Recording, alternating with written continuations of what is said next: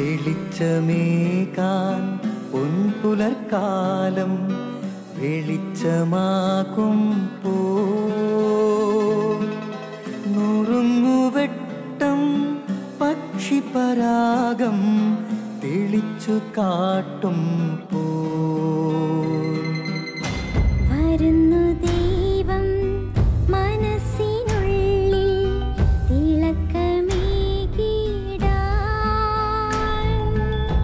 തരുന്നു ധ്യാന പ്രകാശമാർക്കും വിളക്ക് വയ്ക്കുമ്പോൾ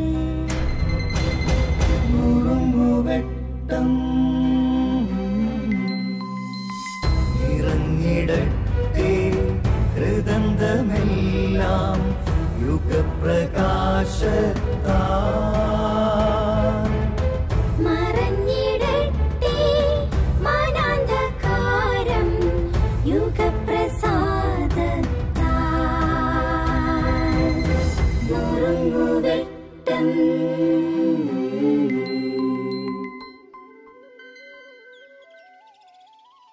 സ്നേഹമുള്ളവരെ, ഒരു ട്രെയിൻ യാത്രയ്ക്കിടയിലാണ് ഒരു പ്രത്യേക വചനം എൻ്റെ ശ്രദ്ധയിൽപ്പെട്ടത്. മത്തായിയുടെ സുവിശേഷം 13-ാം അധ്യായം 1-ാം വാക്യം. അവിടെ ഇങ്ങനെയാണ് എഴുതപ്പെട്ടിരിക്കുന്നത്: അവൻ കടൽ തീരത്തിരിക്കുകയായിരുന്നു. ക്രിസ്തുവിനെക്കുറിച്ചാണ് ഈ എഴുതപ്പെട്ടത്. അവൻ കടൽ തീരത്ത് ഇരിക്കുകയായിരുന്നു. എന്താണ് ഈ വചനത്തിൻ്റെ സാരാംശം? ഇത് വചനത്തിൻ്റെ സാരാംശത്തേക്കാൾ കൂടുതലായിട്ട് ഈശോയുടെ സ്വഭാവമാണ്. കൂടെ കൂടെ മൗനത്തിലേക്ക് പിൻവാങ്ങുക.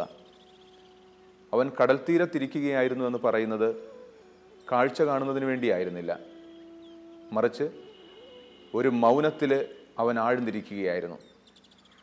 അതിനുശേഷം പിന്നീട് നമ്മൾ വായിച്ചു കേൾക്കുന്നു, ഒരു വലിയ ജനാവലി അവൻ്റെ അടുക്കിലേക്ക് വന്നു. അവൻ അവരെ പഠിപ്പിക്കുവാനായിട്ട് ആരംഭിച്ചു. സുവിശേഷങ്ങളിൽ 6 തവണയോളം ഈശോ വിജനപ്രദേശത്ത് പിൻവാങ്ങുന്നതായിട്ട് നമ്മൾ വായിക്കുന്നുണ്ട്. മൗനത്തിലേക്കുള്ള പിൻവാങ്ങലാണ്. അവൻ മലമുകളിലേക്ക് പോകുന്നതായിട്ട് നമ്മൾ വായിച്ചു കേൾക്കുന്നുണ്ട്. അതും മൗനം തേടിയിട്ടുള്ള ഉന്നതമായിട്ടുള്ള യാത്രയായിരുന്നു. വീണ്ടും അവൻ തോട്ടത്തിലേക്ക് പോകുന്നതിനെക്കുറിച്ച് നമ്മൾ വായിച്ചു കേൾക്കുന്നുണ്ട്. ഗത്സമൻ തോട്ടമാണ്. ഒരു തവണയെ എഴുതപ്പെട്ടിട്ടുള്ളൂ എങ്കിലും നിരവധി തവണ ഈശോ അവിടെ പോയിട്ടുണ്ട്.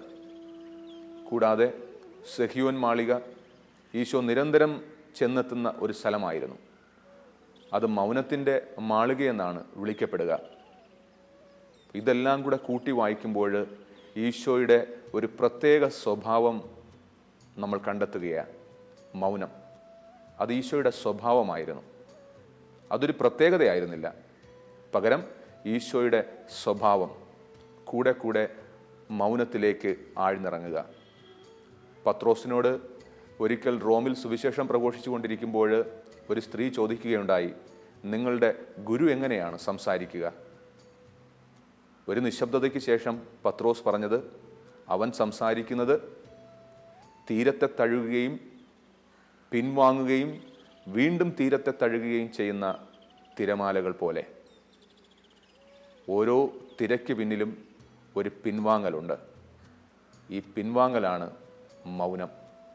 ആ മുക്കുവന് അങ്ങനെ പറയാൻ കഴിയുമായിരുന്നുള്ളൂ തൻ്റെ ഗുരുവിനെക്കുറിച്ച്. നമ്മളെയും ഈ മൗനം കീഴടക്കട്ടെ. ഈ മൗനത്തിൻ്റെ ആഴങ്ങളിലേക്ക് പോകുവാനായിട്ട്, മൗനം നമ്മുടെ സ്വഭാവമായിട്ട് മാറുവാനായിട്ട് ഈശോ നമ്മളെ സഹായിക്കട്ടെ. മൗനമുള്ളവർക്ക് ഒരു പ്രത്യേക ആന്തരിക മൂർച്ച ഉണ്ടാകുമെന്ന് ഈശോ നമ്മളെ പഠിപ്പിക്കുന്നു. ആ മൂർച്ച കിട്ടുവാൻ കൂടെ കൂടെ മൗനത്തിൻ്റെ ആഴങ്ങളിലേക്ക് പിൻവാങ്ങുവാൻ ഈശോയുടെ വ്യക്തിത്വം നമ്മളെ സഹായിക്കട്ടെ.